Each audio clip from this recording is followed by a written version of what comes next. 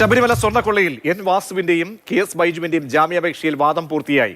N വാസുവിന്റെ ജാമ്യാപേക്ഷയിൽ December 3-നും KS ബൈജുവിന്റെ ജാമ്യാപേക്ഷയിൽ December 29-നും വിധി പറയും. കണ്ണൻ നായർ ചേരുന്നുണ്ട്. കണ്ണൻ, രണ്ടുപേർക്കും വേണ്ടി അഭിഭാഷകർ ഉയർത്തിയ വാദങ്ങൾ എന്തായിരുന്നു? പ്രോസിക്യൂഷന്റെ നിലപാടെന്തായിരുന്നു? ഒരു കാരണവശാലും ഇവർക്ക് ജാമ്യം നൽകരുത് ആയിരുന്നു പ്രോസിക്യൂഷന്റെ നിലപാട്. ആ നിലപാട് പ്രോസിക്യൂഷൻ ആവർത്തിച്ചു. അതേ സമയത്ത് തന്നെ എൻ വാസുവിന്റെ അഭിഭാഷകൻ പറഞ്ഞത് ഈ പദവിയിൽ നിന്ന് വിരമിച്ച ശേഷമാണ് ഇത്തരത്തിലുള്ള ഒരു കേസ് വരുന്നത്. അതുകൊണ്ട് തന്നെ ജാമ്യം അനുവദിക്കുന്നതിൽ തെറ്റില്ല എന്നുള്ളതായിരുന്നു അദ്ദേഹത്തിന്റെ എൻ വാസുവിന്റെ അഭിഭാഷകന്റെ നിലപാട്.